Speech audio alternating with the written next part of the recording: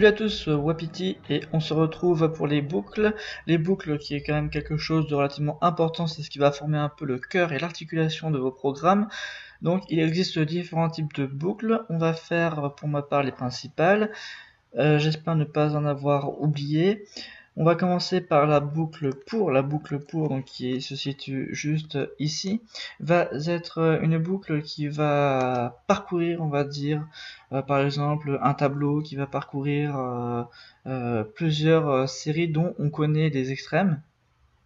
Donc c'est comment ça, c'est-à-dire elle se forme donc avec for, qui veut dire pour en anglais. On va initier un int à l'intérieur. On peut très bien l'initier à l'extérieur, ça ne pose aucun problème. Et ici, de rajouter en mettant i égale 0, ou à partir de i, s'il est déjà égal à 0, on s'en moque.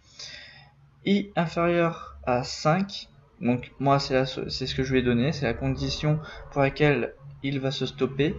Et je vais les incrémenter, i avec mon i++, de plus 1 à chaque fois. C'est-à-dire qu'il va m'écrire printf, je code une for en C, ça il va m'afficher 5 fois. Et très bien, ici, comme on a vu précédemment dans les variables, on peut aussi écrire ++i, ça ne changera strictement rien pour les boucles. Après, il existe la boucle tant que. Que veut dire la boucle tant que? C'est-à-dire qu'il faudra exécuter une action tant qu'une condition n'est pas respectée. Donc il n'y a pas un certain nombre, par exemple comme un tableau, on sait qu'il y a 10 cases à parcourir, on va toutes les parcourir. Non, on va pas faire ça. On va faire, par exemple, tant que l'utilisateur n'aura pas rentré 2, il ne pourra pas continuer dans son programme, par exemple.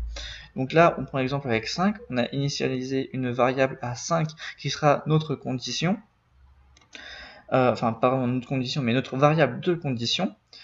Donc while, c'est-à-dire tant que i est différent de 0. Tant que la variable i ne sera pas égale à 0, alors j'exécuterai une action en permanence. Ici, je lui demande simplement de m'écrire je code une while en C, et à chaque fois après, on va décrémenter la variable i de 1.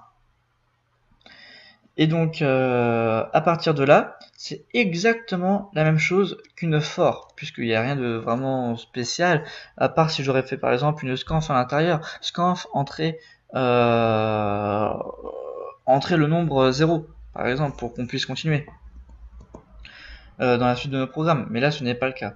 Donc du coup, j'ai refait une for pour montrer qu'il y a aussi d'autres possibilités de le faire. Une for avec un while. Il existe aussi une autre type de while qui n'a pas forcément de différence à part son écriture et son organisation. C'est-à-dire qu'on initialise toujours notre j, donc une variable de condition, avec do qui veut dire faire. Donc je fais ça tant que ça n'est pas respecté. Donc là je fais la même chose, sauf que je suis parti de 0, j'incrémente de enfin de une fois simplement, donc j plus 1. Tant que j est inférieur à 5, alors je ferai ça. Voilà, ça veut dire un peu la même chose. Donc les trois ici font la même chose. Et ensuite on a les conditions qui vont prendre quand même un rôle assez décisif sur vos codes. C'est-à-dire qu'on a un int a égale 2, donc j'ai initialisé un a qui soit égal à 2. If, donc c'est-à-dire si a égale 2, attention très important, il y a toujours 2 égales, ce n'est pas une affectation mais une égalité. Un test d'égalité. On va afficher a est égal à 2. Sinon, si a égale à 1, alors on affiche a égale 1. Ou alors, si a n'est pas égal à 1 ni à 2, on affiche je ne connais plus a. Donc, c'est une condition là qui ne sert strictement à rien, on va dire, puisque ma variable est initialisée à 2 dès le départ, donc je vais toujours tomber dans le premier. Mais bon, c'était juste pour montrer la structure et comment ça s'articule. Là, maintenant, j'ai décidé de faire la même chose, mais avec un switch. Un switch, c'est la même chose qu'un if, else, sauf que on va matcher directement notre variable a. Dans le switch, on va mettre je veux la variable a, qui regarde la variable a. On va ouvrir les crochets, on va marquer case 2, donc si a égale à 2, tu m'affiches ça. Sinon, a égale 1, alors tu m'affiches ça, ou alors, par défaut, tu m'affiches ça s'il n'est pas égal à 1 ni à 2.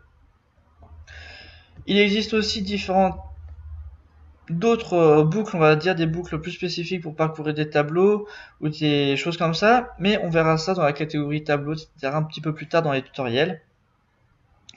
Et aussi, on s'amusera aussi à jouer avec le switch, parce qu'on peut aussi remplacer différents petits détails. Donc on verra ça un peu plus tard aussi. On va quand même tester notre programme. Donc on va le compiler. Donc pour le compiler, comme d'habitude, avec notre clang noflag, on y va. Donc une fois que c'est compilé, on va exécuter notre programme. Donc voilà, on voit bien qu'ici on a nos 5 premières boucles, nos 5 deuxièmes boucles, nos 5 troisième boucles, et bien sûr, avec la condition if else, et avec la condition switch, on voit que ça revient au même. Après, la grosse différence entre le if et le switch, c'est-à-dire que le if est plus utile quand on a des petites conditions à faire, c'est-à-dire si le joueur va à droite ou si le joueur va à gauche, bon ça c'est très bien. Mais par contre, si on est en train de faire un menu détaillé pour un restaurant, où là on aura une liste comme ça, il est quand même préférable de faire un switch qui est quand même plus compressé et plus facile visuellement. Donc j'espère qu'à partir de ça, avec les variables et conditions, vous pourrez quand même déjà, et les boucles bien sûr, vous pourrez déjà coder des petits programmes sympas. Donc libre à votre imagination d'être inventive et de vous laisser aller dans des délires de code. Allez, ciao!